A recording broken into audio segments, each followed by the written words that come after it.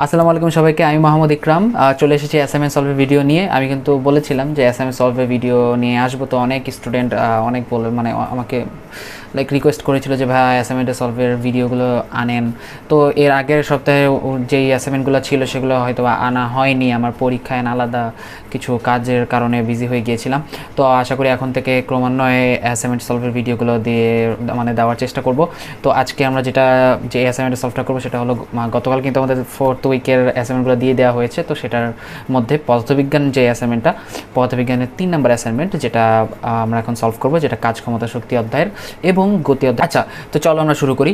তো আমরা জাস্ট এখানে লিখবো, তো এখানে যেভাবে লিখবো সেভাবেই তোমরা অ্যাসাইনমেন্টের খাতে লিখতে পারো, অথবা তুমি তোমার মতো করে একটু আরও বাড়তে কিছু অ্যাড করতে পারো কথা, অথবা বাড়তি কিছু ডিটেলসে আরও করতে পারো। যত ডিটেলসে করবা তত বেটার, যত ডিটেলসে তুমি করতে চাও তত বেশি মার্ক আই থিঙ্ক তুমি পাবে, ঠিক আছে? কারণ এইসব অ্যাসাইনমেন্টগুলোর ক্ষেত্রে একটু ডিটেলসে করাই বেটার। তো আমরা তো কোশ্চেন জানি, তো কোশ্চেন হয়তো বা তোমরা একটা কাজ করো যে তোমরা কোশ্চেন যে পিডিএফে পদার্থবিজ্ঞান কোশ্চেনটা সেটা বের করে রাখো, এবং তার সাথে সাথে তোমরা জাস্ট ভিডিওটা দেখতে থাকো। তো চলো আমরা প্রথম কোশ্চেনটা সলভ করি। প্রথম কোশ্চেনটা হলো, আচ্ছা সবার আগে আমরা উদ্দীপকটা পড়ি। উদ্দীপকে কী বলা হয়েছিল? উদ্দীপকে বলা হয়েছিল যে 75 কেজি একটি পাথর 40 মিটার উঁচু থেকে ছেড়ে দেওয়া হলো, ঠিক আছে? 40 মিটার উঁচু থেকে ছেড়ে দেওয়া হলো। আচ্ছা, তো আমরা যদি এখন ক নাম্বারে যাই, ক নাম্বার, তার আগে আমরা এখানে একটা সাইডে চিত্র এঁকে নেই। চিত্রটা কী হবে? এরকম। আচ্ছা, তো এখানে একটা বস্তু আছে, সেটার ভর কত? ভর m = 75 কেজি, 75 কেজি, ওকে। আর ভূমি হতে, এটা হলো ভূমি হতে বস্তু পর্যন্ত উচ্চতা 40 মিটার। ভূমি হতে বস্তু পর্যন্ত উচ্চতা 40 মিটার। ধরে নিলাম এটা এ বিন্দু, এটা বি বিন্দু, এটা এ বিন্দু, এটা বি বিন্দু। ধরে নিলাম এটা এ বিন্দু, এটা বি বিন্দু, ওকে। আচ্ছা, তো আর কোনো কিছু ইনফরমেশান দেওয়া নেই উদ্দীপকে। সো এখন আমাদের পরবর্তী যে স্টেপটা হবে, ক নম্বরে কী বলা আছে যে 40 মিটার উচ্চতায় বস্তুটির মোট শক্তি কত? অর্থাৎ 40 মিটার উচ্চতা, ভূমি হতে 40 মিটার উপরে, অর্থাৎ ভূমি হতে তুমি যদি উপরে যেতে থাকো তাহলে 40 মিটার উপরে কে আছে? এই বস্তুটা আছে। তো এই বস্তুটা যেখানে অবস্থিত, মানে কি এ অবস্থানে অবস্থিত, এই এ অবস্থানে আমার বিভব শক্তি কত এবং গতিশক্তি কত, দুটোই বের করতে হবে, এবং সেই দুটোর যোগফল বের করতে হবে। অর্থাৎ কি, আমার যান্ত্রিক শক্তি বের করতে হবে। যান্ত্রিক শক্তিটাকেই কিন্তু আমরা মোট শক্তি বলে থাকি, অথবা আমরা যোগফল বলে থাকি। শক্তির যোগফলটা কিন্তু যান্ত্রিক শক্তি হতে পারে, ঠিক আছে? তো চলো আমরা সবার প্রথমে এ বিন্দুতে আমরা ফার্স্টে বিভব শক্তি, তারপর গতিশক্তি বের করব। তো সবার প্রথমে তোমরা কিন্তু এখানে অবশ্যই ডিটেলসে লিখবে যে দেওয়া আছে বস্তুর ভর m = 75 কেজি, ভূমি হতে বস্তুটির উচ্চতা h = 40 মিটার। সুতরাং আমরা জানি এ বিন্দুতে বিভব শক্তি EP = mgh, ঠিক আছে? EP = mgh। তো এখানে m এর মানটা বসিয়ে দিই 75 ইন্টু, এবং এখানে আমি লিখে রাখি যে অভিকর্ষজ ত্বরণ g = 9.8 ms⁻², ঠিক আছে? 9.8 × 40। তো এখানে যদি আমরা এখানে ক্যালকুলেট করি, তো ক্যালকুলেট করার পর যে মানটা আসে এখানে আমাদের মান আসে 29400 জুল। ক্যালকুলেট করার পর আমাদের 29400 জুল আসতেছে। তো এরপর আমরা 40 মিটার উচ্চতায়, আবার 40 মিটার উচ্চতায়, অর্থাৎ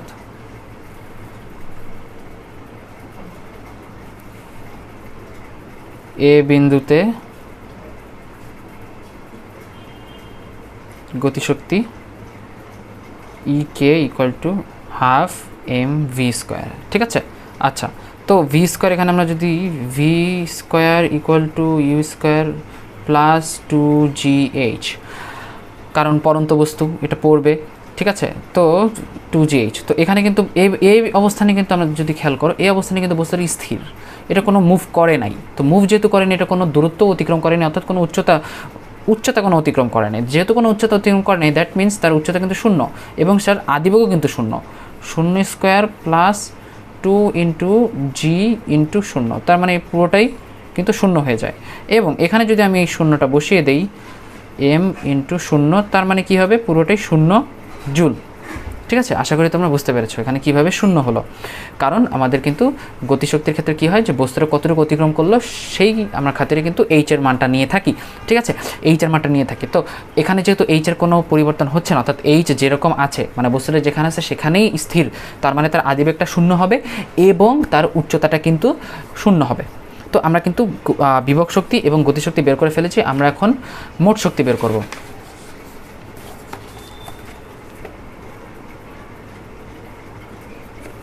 অতএব বস্তুটির বিভব শক্তির মান তো আমরা পেয়েছি 29400 প্লাস 0 জুল, তার মানে আমাদের উত্তর আসে 29400 জুল।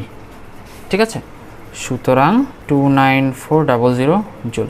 তোমাকে কিন্তু অবশ্যই এত ডিটেলসই করতে হবে, ডিটেলসে যদি তুমি না করো তাহলে কিন্তু হবে না। তো তুমি যদি ডাইরেক্ট সূত্র বসে কিন্তু ম্যাথগুলো করে ফেলতে পারো। এটা তুমি করবে কখন, যখন তো পরীক্ষার টাইমে, যখন মানে একটু টাইমটা কম থাকবে, অথবা একদম লাস্ট পর্যায়ে যখন তুমি অ্যান্সার করবে, তখন জাস্ট সূত্র বসে তুমি ম্যাথ করে দিয়ে আসতে পারো, এটার জন্য তুমি মার্ক পাবা। কিন্তু এর আগে পর্যাপ্ত পরিমাণ টাইম থাকলে আমি বলবো যে তুমি সবসময় পরীক্ষার ক্ষেত্রে ডিটেলসে করবা, অর্থাৎ কি তোমার প্রত্যেকটা রাশির মিনিংটা কী সেটা অবশ্যই লিখবে। যেমন আমি কিন্তু এখানে লিখেছি যে জি দ্বারা অভিকর্ষ ত্বরণ বোঝায়, আমি কিন্তু অভিকর্ষ ত্বরণ নর্মালি লিখি না। যখন আমি পড়াই, স্টুডেন্টদের পড়াই, অথবা যখন আমি নর্মালি কোনো ম্যাথ আমি করি, সলভ করি, তখন কিন্তু আমি যেখানে লিখি, কারণ নর্মাল জি লিখি, আমি কিন্তু অভিকর্ষ ত্বরণ বাংলায় লিখি না। এভাবে যেমন বাংলা টার্ম আকারে আমি লিখেছি সেটা কিন্তু লিখি না। সো অবশ্যই কিন্তু তোমাদের বাংলা টার্ম নিয়ে ডিটেলসে করতে হবে। ঠিক আছে, আর অবশ্যই তোমরা ফ্রন্ট পেজে লেখার পর, মানে এক পেজে লেখার পর পিছের পেজে তুলবে না, এটা আমি জাস্ট এমনি তুলেছি।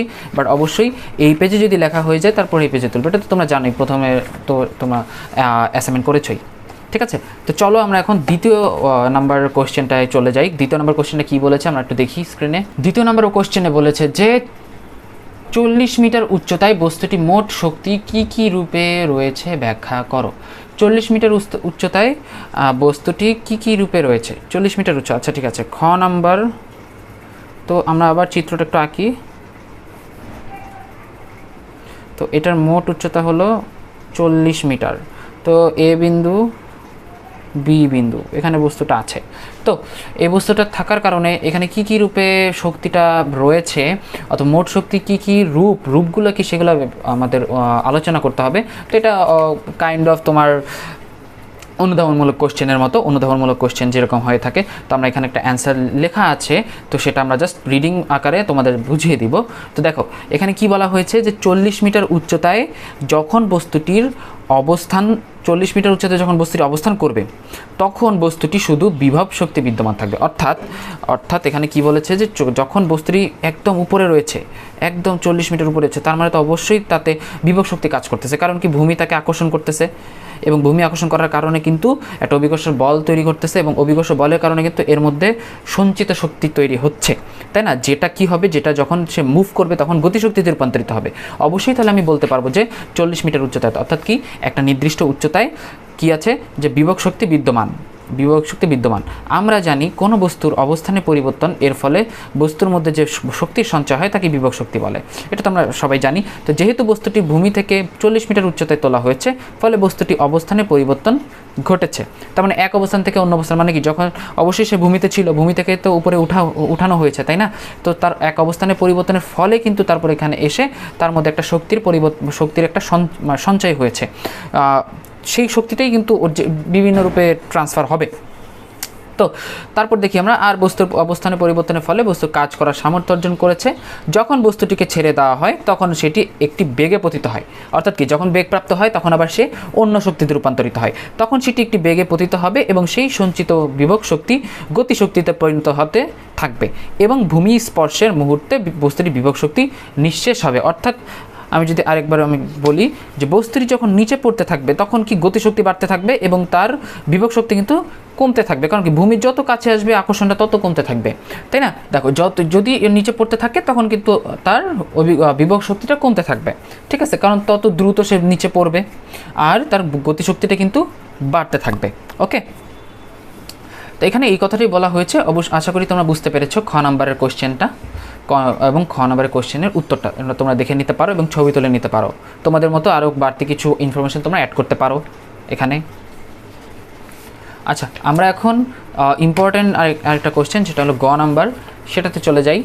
গ নাম্বার কোশ্চেনে কী বলেছে আমরা একটু দেখি যে বস্তুটি মুক্তভাবে পড়তে থাকলে প্রতি 10 মিটার পর পর বস্তুটি সময় গতিশক্তি ও সময় বিভব শক্তি পরিবর্তনের দুটি লেখচিত্র অঙ্কন করে শক্তির পরিবর্তন ব্যাখ্যা করো। তো আমাদের কিন্তু লেখচিত্র অঙ্কন করতে হবে এবং লেখচিত্র অঙ্কন করার পর আমাদের প্রত্যেকটা 10 মিটার পর পর প্রত্যেকটা স্টেপে কীরকম বিভব শক্তি এবং গতিশক্তির পরিবর্তন ছিল এবং সময়ের সাথে তার তুলনাটা আমরা করব। সময়ের সাথে তার তুলনা করে আমরা সেটা গ্রাফ পেপারে আমরা কি করব, তুলে ধরবো। তো অবশ্যই গ্রাফ পেপারে করবো। তো আমি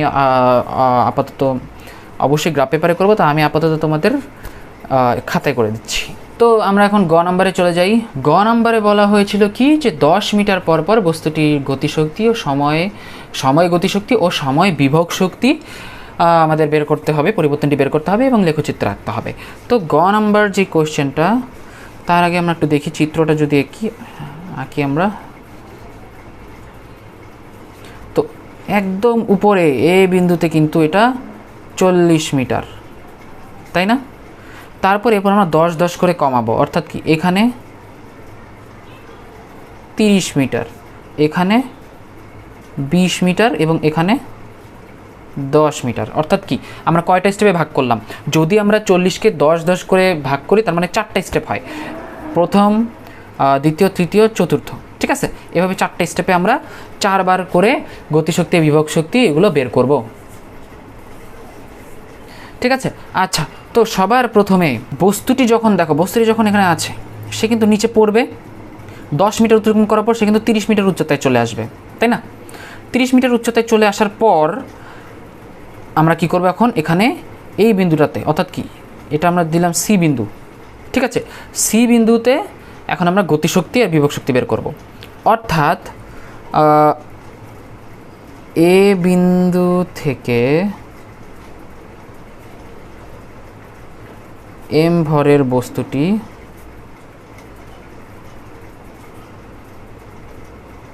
পড়তে থাকলে 10 মিটার অতিক্রম করার পর সি বিন্দুতে অবস্থান করে। সুতরাং সি বিন্দুতে বিভব শক্তি ইপি ইকুয়াল টু mgh, এখানে অবশ্যই দেওয়া আছে ভর m ইকুয়াল টু 75 কেজি,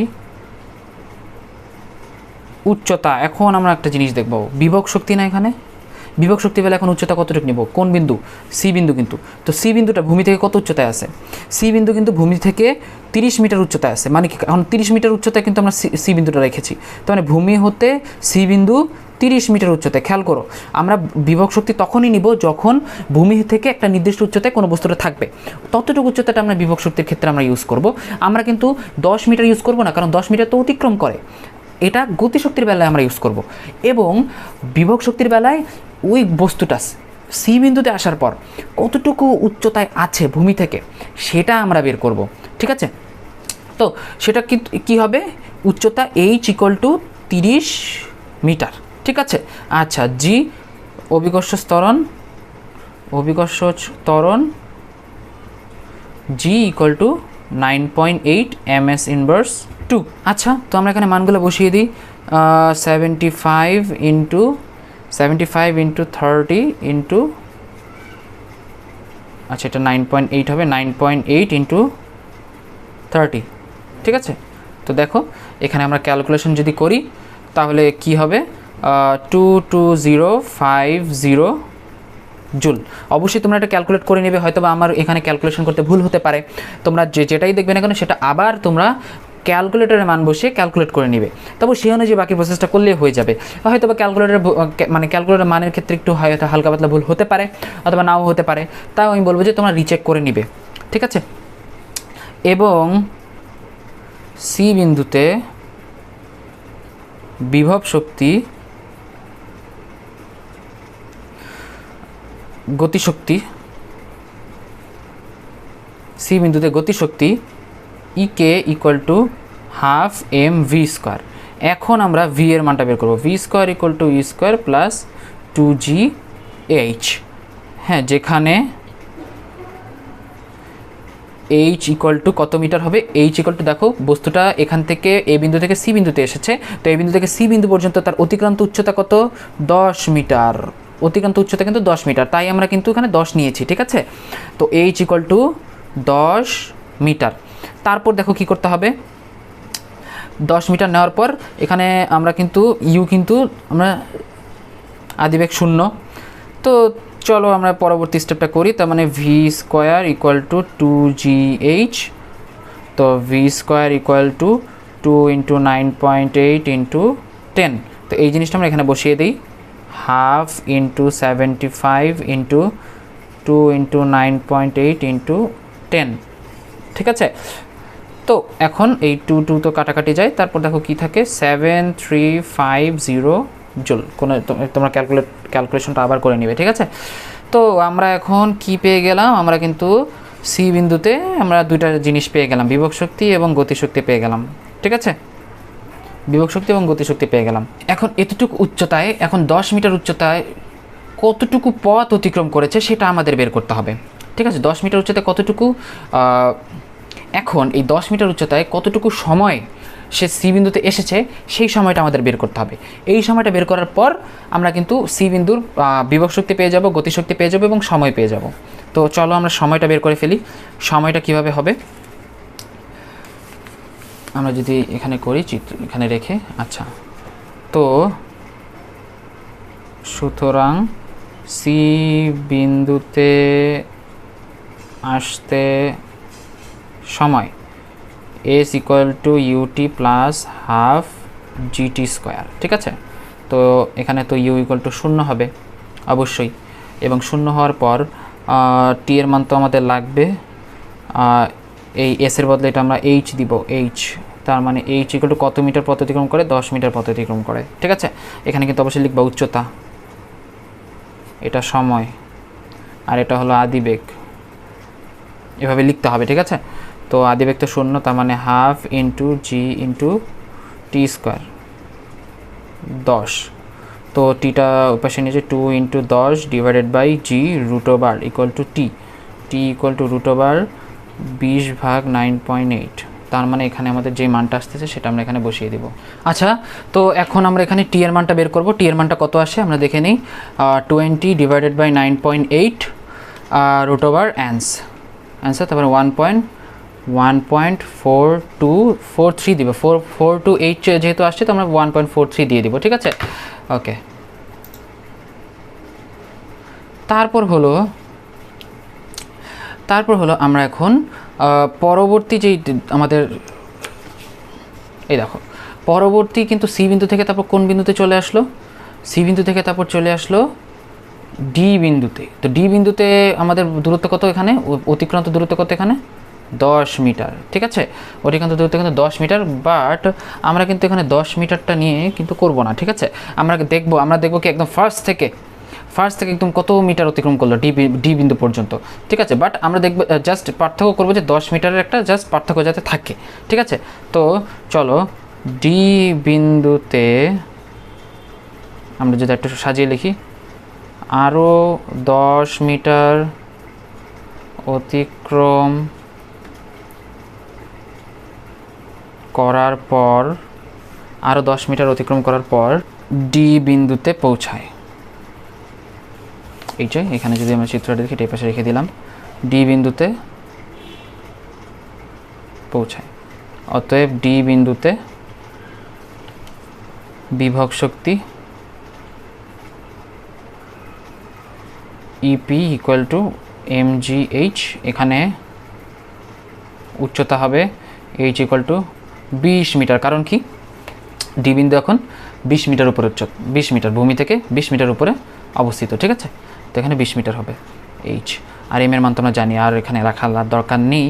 তবে এখানে লিখে দিতে পারো m ইকুয়াল টু 75 কেজি এবং g ইকুয়াল টু 9.8। অবশ্যই এখানে বাংলা টার্মগুলো লিখে দিবে। তাহলে 75 ইন্টু 9.8 ইন্টু h এর মান কত হবে এখানে 20। তো এখানে দেখো আমরা যদি সলভ করি 75 ইন্টু 9.8 ইন্টু 20, তো চলে আসে 14700 জুল, ঠিক আছে। আচ্ছা, তো এখন আমরা গতিশক্তি বের করব। গতিশক্তি ইকে হাফ এম ভি স্কোয়ার, ঠিক আছে। V square U square plus 2gh, তার মানে ইউটা তো 0, তো ইউ 0 থাকলে 2gh থাকে, এবং 2 ইন্টু জি ইন্টু এইচ এর মান তখন হবে 20 মিটার। কারণ কি, যতটুকু অতিক্রম করে, কতটুকু অতিক্রম করছে, একদম ফার্স্ট থেকে সে এই পর্যন্ত অতিক্রম করছে, ঠিক আছে। ফার্স্টে যদি স্থির ছিল, স্থির থেকে কিন্তু ধরতে হবে, কারণ সি বিন্দুতে এসে কিন্তু সে স্থির হয় নাই, নাহলে কিন্তু আমরা সি বিন্দু থেকে আবার আলাদাভাবে ধরতাম, ঠিক আছে। তো এখন একদম ফার্স্ট থেকে ধরে আবার ডি পর্যন্ত কতটুক সেটা বের করতে হবে আমার।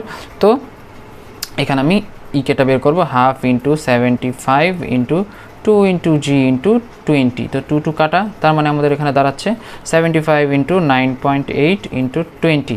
তো এখানেও কিন্তু আমাদের সেম মানটাই চলে আসছে, এত জুল, ঠিক আছে। তো আমরা কিন্তু দেখতে পাচ্ছি যে বিভব শক্তির গতিশক্তি ডি বিন্দুতে কিন্তু আমার সেম আসছে, ডি বিন্দুতে কিন্তু বিভব শক্তির গতিশক্তি সেম আসছে। আচ্ছা, তো এখন আমরা পরবর্তী পেজে চলে যাই। পরবর্তী পেজে গিয়ে আমরা এখন কোন বিন্দু, আমরা ডি বিন্দুর সময় বের করব, অর্থাৎ ডি বিন্দুতে অতিক্রম করতে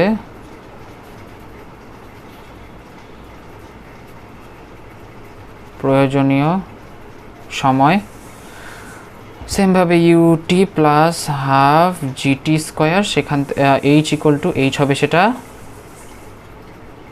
তাহলে সেখান থেকে আমরা কি পাই, H equal to half GT square এবং T equal to 2h by G root over, ঠিক আছে।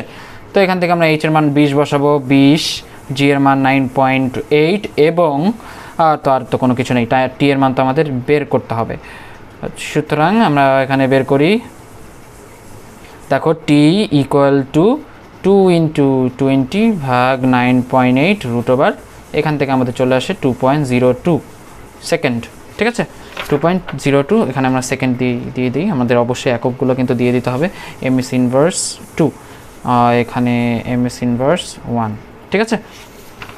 ওকে, তো আমরা কিন্তু ডি বিন্দুতে টাইমটা পেয়ে গেলাম, অর্থাৎ সি বিন্দুতে বিভব শক্তি গতিশক্তি ইপি ইকে, এখানেও কিন্তু ইপি ইকে, এখানে কিন্তু টাইম পেয়ে গিয়েছি T1, এখানে কিন্তু টাইম পেয়ে গেছি T2, ঠিক আছে। এটা কিন্তু মনে রেখো। তারপর আমরা কি করব, একদম ABCD F, এখন আমরা এফ বিন্দুতে দেখব, এফ বিন্দুতে আমাদের বিভব শক্তি আর গতিশক্তি কত। তো চলো আবার 10 মিটার অতিক্রম করার পর এফ বিন্দুতে বিভব শক্তি, ঠিক আছে, এফ বিন্দুতে বিভব শক্তি কি হবে, ইপি ইকুয়াল টু mgh। এখন এইচ এর মান কত হবে, এখন এইচ এর মান হবে 10 মিটার, কারণ ভূমি থেকে এই এফ বিন্দুর উচ্চতা কত, ভূমি হতে এফ বিন্দুর উচ্চতা হলো 10 মিটার, ঠিক আছে। এটা কিন্তু মনে রাখতে হবে, এইচ ইকুয়াল টু 10 মিটার, এখানে মিটার আর এখানে এম এস ইনভার্স 2 আমরা দিয়ে দিই। এখন আমরা এখানে বসিয়ে দিই 75 ইন্টু 9.8 ইন্টু 10, ঠিক আছে। তো এখানে আমাদের মানটা কত আসতেছে, বিভব শক্তির মানটা 75 ইন্টু 9.8 ইন্টু 10,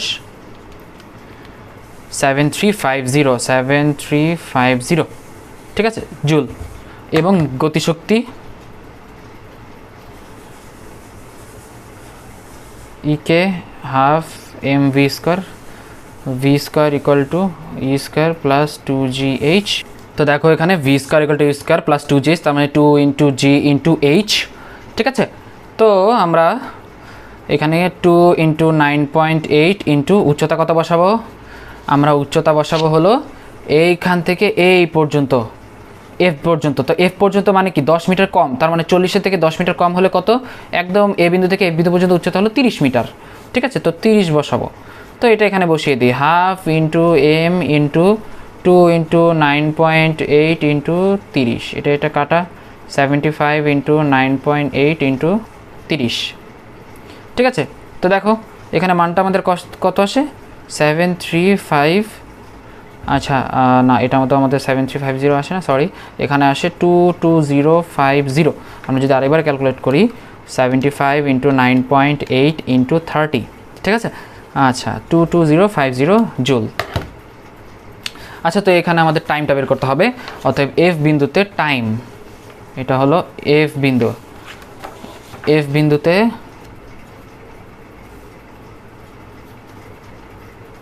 সময়। সেমভাবে আমরা just S equal to UT plus half GT square, তো T equal to root over 2 H by G. এটা বারবার ভুল হচ্ছে, এটা তোমরা এইচ দিয়ে দিও কিন্তু, ঠিক আছে, কারণ উচ্চতা যেহেতু কাজ করছে। অথবা সূত্রটা লেখার পরে আবার সূত্রটা লিখে তোমরা কিন্তু এইচ দিয়ে দিতে পারো, এটাও কোনো সমস্যা নাই। ঠিক আছে, এটা কোনো অত বিষয় হবে না। তো এখানে আমরা এইচ হিসেবে কোনটা ইউজ করব? এইচ হিসেবে আমরা ইউজ করবো যেহেতু কতটুকুতে অতিক্রম করছে, এই এ বিন্দু থেকে এফ বিন্দুতে আসছে, তো এ বিন্দু থেকে এফ বিন্দুতে আসছে যতটুকু সময়, তার মানে এইচ ইকুয়াল টু 30। ঠিক আছে, তার মানে 2 into 30 divided by 9.8 root over দিয়ে দিলাম। তারপর এখানে আমাদের মানটা কত চলে আসে? দেখো এখানে আমাদের মানটা চলে আসে 2 ইন্টু 30 ভাগ 9.8 রুট ওভার এন্স, তো 2.47। ঠিক আছে, আমরা কিন্তু এফ বিন্দুতে কিন্তু আমরা সময়টা পেয়ে গিয়েছি। তার মানে আমরা কয়টা বিন্দুতে পেলাম? সি বিন্দুতে পেলাম, তারপর হলো আমরা ডি বিন্দুতে পেলাম, এফ বিন্দুতে পেলাম। এখন আমরা একদম নিচে বি বিন্দুতে আমরা বের করব। বি বিন্দুতে আমরা এখন গতিশক্তি এবং বিভব শক্তি বের করব। ঠিক আছে, অতএব বি বিন্দুতে 10 মিটার অতিক্রম করার পর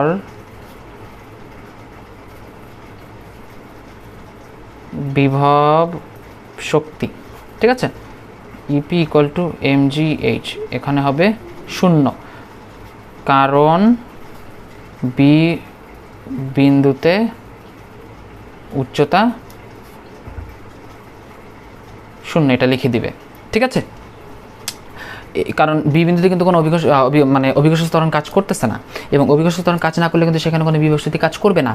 আর একটা উচ্চতা যদি না থাকে নির্দিষ্ট পরিমাণের, সেখানেও কিন্তু বিভব শক্তি কাজ করতেছে না, তাই না? তো এই জন্য আমরা এখানে বিভব শক্তিটা 0 দিয়ে দিব। তারপর হলো গতিশক্তি, ইকে হাফ এম ভি স্কোয়ার। এখানে সেমভাবে তোমরা করবে V square equal to E square plus 2gh, তার মানে এখানে থাকছে 2gh, 2 ইন্টু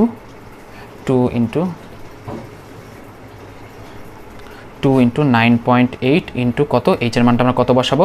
এইচের মান একদম 40 মিটার বসাই দিব, কারণ কি বস্তুটা প্রথম থেকে একদম 40 মিটার অতিক্রম করে বি বিন্দুতে চলে আসছে, তো 40 বসিয়ে দিই। তার মানে এখানে আমার মান কত আসতেছে? এটা এতটুকু পেয়ে গেলাম, এতটুকু এখানে বসিয়ে দিই, half into M into 2 into 9.8 into 40। তো দেখো half into 75 into 2 into 9.8 into 40, এখানে চলে আসে 29400 জুল। এবং সময়টাও বের করে ফেলি, সেটা বি বিন্দুতে এস ইকুয়াল, আচ্ছা আমরা পরের পেজেই করে ফেলি, এই পেজটা কিন্তু তোমরা দেখে নিও। S equal to UT plus half GT square, তার মানে এখানে আবার এস লিখে ফেলেছি, তো এখানে তোমরা এইচ লিখে ফেলো। তো এখান থেকে আবার আমরা ওভাবে লিখতে পারি যে 2h বাই জি, ঠিক আছে, 2h বাই জি লিখবে। তো 2h বাই জি লেখার পর রুট ওভারটা হোল রুট হবে, তো এখানে এইচ হবে 40 মিটার, কারণ কি 40 মিটার অতিক্রম করেছে, তাই না? 2 ইন্টু 40 ডিভাইডেড বাই 9.8। ওকে, আচ্ছা, তো দেখো এখানে কীভাবে চলে আসছে অ্যান্সারটা, 2 ইন্টু 40 ভাগ 9.8, তো রুট ওভার অ্যান্স, তো এখানে আমার আসতেছে 2.85 সেকেন্ড। ঠিক আছে, তো এখন আমরা লেখচিত্র অঙ্কন করব। তো লেখচিত্র অঙ্কন করার আগে আমরা একটু মান ওয়াইজ মানে বিন্দু ওয়াইজ আমরা জাস্ট মানগুলো লিখে ফেলি। আমরা জাস্ট এখানে লিখে ফেলি এ বিন্দুতে ইপির মান, ইকের মান, সময়ের মান, ঠিক আছে। বি বিন্দুতে এরপর তো আমাদের কোন বিন্দু, সি বিন্দু, ডি বিন্দু, ই বিন্দু, ডি এর পর আমরা মেবি ই বিন্দু ব্যবহার করি না, আমরা এফ বিন্দু ব্যবহার করেছি। আচ্ছা ঠিক আছে, এফ দিয়ে দিচ্ছি। তারপর হলো বি বিন্দু, ঠিক আছে। ওকে, তো আমরা একটু দেখি যে আমাদের কত মান এসেছে। সি বিন্দুতে আমাদের সবার প্রথমে আমাদের মান এসেছে বিভব শক্তি 22050 এবং আমাদের গতিশক্তি কত এসেছে 7350 এবং আমাদের সময় কত এসেছে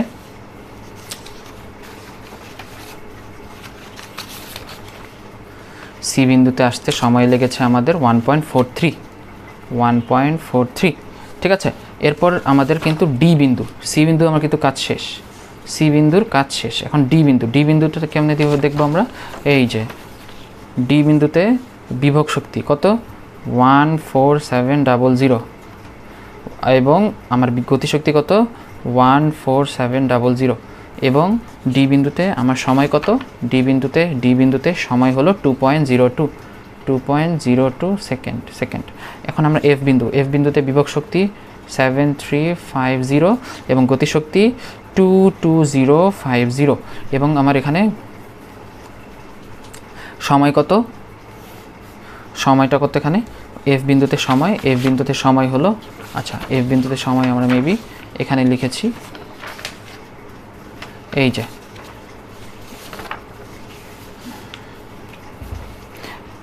এফ বিন্দুতে সময় 2.47, এফ বিন্দুতে সময় 2.47 সেকেন্ড, ঠিক আছে। এবং সবার লাস্টে বি বিন্দুতে আমার কিন্তু গতিশক্তি, বি বিন্দুতে কিন্তু গতিশক্তি কত আমার, বি বিন্দুতে বিভব শক্তি 0 এবং গতিশক্তি হলো 29400। আচ্ছা, তো এখন আমরা বিভব শক্তি আর সময়ের মধ্যে গ্রাফটা দেখবো, যেটা আমাদের গ্রাফ তৈরি করতে বলেছিল। তো সবার প্রথমে তুমি কিন্তু এখানে একটা চার্ট করে নিবে যে গ্রাফে কোন কোন মানগুলো আছে, সেগুলো তো কিছুক্ষণ আগে আমি করে নিলাম। তো আমরা ক্রমান্বয়ে মানগুলো বসাবো। তো সবচেয়ে কম মান হলো 7350, সেটা বসাবো মানে ওয়াই অক্ষে, তারপর ওয়াই অক্ষে বিভব শক্তি নিব এবং এক্স অক্ষে আমরা সময় নিব, ঠিক আছে। এটা তোমরা গ্রাফ পেপারে অবশ্যই করবা, আমি জাস্ট তোমাদের দেখানোর মানে শর্টকাটভাবে দেখানোর জন্য আমি এখানে লিখে মানে করেছি। তারপর হলো 14700, তারপর হলো 22050 এবং সবগুলোর মধ্যে সবচেয়ে বেশি মান হলো 29400। তো এটা আমি এখানে বসিয়ে দিলাম। তো তারপরে হলো টাইম অনুসারে এখানে আমি ডট দিয়ে দিয়েছি এবং এখানে তারপর আমি মিলিয়ে দিয়েছি। একদম সিম্পল একটা গ্রাফ, এটা তোমরা করতে পারবে অনেক ইজিলি তোমরা করতে পারবে। এরপর আমরা গতিশক্তিতে চলে যাই। আচ্ছা, এরপর আমরা গতিশক্তি এবং সময়ের লেখচিত্র দেখব। এটা হলো সময় টি, যেটা সেকেন্ডে, আর গতিশক্তি সেটা হলো জুলে, ঠিক আছে। তো 1.43 সেকেন্ডের জন্য 750, দেখো 1.43 জন্য এটা, 2.02 জন্য 14700, 2.47 জন্য এটা, আর 2.85 জন্য 29400। দেখো আমরা যদি এখানে ডট দিয়ে দেখাতে পারি, তার মানে কিন্তু অনেক ইজিলি তোমরা বুঝতে পারবে। তো এখানে যদি ডট দিয়ে দেখাই এভাবে, ঠিক আছে, কোন কোন মানের জন্য কোনটা, ঠিক আছে। তো গতিশক্তি আর বিভব শক্তির সাথে সময়ের সম্পর্কিত গ্রাফ কিন্তু দুইটা, তোমাকে কিন্তু দুইটাই আঁকতে হবে, দুইটা গ্রাফে আলাদাভাবে তুমি আঁকবে এবং তুমি অ্যাটাচ করে দেবে অ্যাসাইনমেন্টে, ঠিক আছে। তো আশা করি তোমার গ নাম্বারটাও বুঝতে পেরেছো। এখন আমরা চলে যাব ঘ নাম্বারে। এখন আমরা ঘ নাম্বার কোশ্চেন অ্যান্সারটা দেখব। ঘ নাম্বার কোশ্চেনটা জাস্ট আমি হাতে লেখা হয়তো তোমরা বুঝবা না, আমি অনেক তাড়াহুড়া করেছি। আচ্ছা যাই হোক, মানে যাতে তাড়াতাড়ি তোমাদের দিতে পারি, কিন্তু অবশ্যই এটা সঠিক উপায়। তো আমি জাস্ট তোমাদেরকে দেখাচ্ছি যে কীভাবে করেছি। যে গ নং থেকে প্রাপ্ত তথ্যগুলো ব্যবহার করে নিচে সময়, গতিশক্তি এবং সময় বিভব শক্তির লেখ অঙ্কন করা হলো। অর্থাৎ গতিশক্তি, বিভব শক্তি এবং সময়ের সমন্বয়ে একটা লেখচিত্র অঙ্কন করতে হবে। তো আমরা কিন্তু গতিশক্তির লেখচিত্র দেখেছি এবং বিভব শক্তির লেখচিত্রও কিন্তু দেখেছি, ঠিক আছে। এটা কিন্তু আমাদের গতিশক্তির লেখচিত্র এরকম ছিল এবং বিভব শক্তির লেখচিত্র কিন্তু আমাদের এরকম ছিল। তো এরকম যদি আমরা টান দিই, তাহলে কিন্তু মাঝখানে একটা বিন্দু আসে, সেই বিন্দুর কোন উচ্চতায় পড়বে সেটাই আমাদের ব্যবহার করতে মানে বের করতে হবে। তো দেখো আমরা যদি বিভব শক্তির যেই রশ্মি সেটা টান দিলাম আর গতিশক্তির রশ্মিটা টান দিলাম, টান দেওয়ার পর আমরা দেখতে পাচ্ছি যে 2.02 সেকেন্ডে এই বিন্দুতে মিলিত হয় এবং এই বিন্দুটা কত উচ্চতায় 14000 জুল উচ্চতায়, ঠিক আছে। এবং আমরা কিন্তু দেখতেই পারি, আমরা যদি আগের এটাতে যাই এবং অবশ্যই আমরা যদি আগের যাই, আগের চিত্রতে দেখো যে 20 মিটার উচ্চতায় কিন্তু আমাদের কত জুল আসছিল শক্তি 0.400 জুল আসছিল, মানে এখানে কিন্তু সমান আসছিল আমাদের। ঠিক আছে, আমি যদি তোমাদের তোমরা কিন্তু দেখলে আগের একটু ভিডিওটা কিন্তু আগে করে দেখলে মানে আগে দেখলে কিন্তু বুঝতে পারবে যে ডি বিন্দুতে যখন আমি বিভব শক্তি গতিশক্তি বের করতে নিয়েছিলাম তখন কিন্তু আমার সমান এসেছিল। তো সেখান থেকে আমি বুঝতে পারি যে অর্থাৎ 40 মিটারের মধ্যে যখন 20 মিটার হয় তখন কিন্তু আমার বিভব শক্তি গতিশক্তি সমান হয়ে যায়, সেটাই কিন্তু এই বিন্দুটা। ঠিক আছে, তার মানে কত পার্সেন্ট আমার কমলো অথবা কত পার্সেন্টে এসে বিভব শক্তি গতিশক্তি সমান হলো? 50%, মানে 40-এর অর্ধেক কি 50 না, 40-এর অর্ধেক 50% এসে তখন কি হলো যে বিভব শক্তি গতিশক্তি সমান হয়েছে। সেখানে আমি কিন্তু লিখলাম যে সুতরাং 20 মিটার উচ্চতায় গতিশক্তি বিভব শক্তি সমান এবং সেটি মোট উচ্চতার 50% বা 50%। এতটুকু লিখে দিলে কিন্তু তুমি নাম্বার পেয়ে যাবে। ঘ নাম্বারটা অত বেশি কমপ্লিকেটেড না। তো আশা করি তোমরা সবাই বুঝতে পেরেছো ঘ নাম্বারটা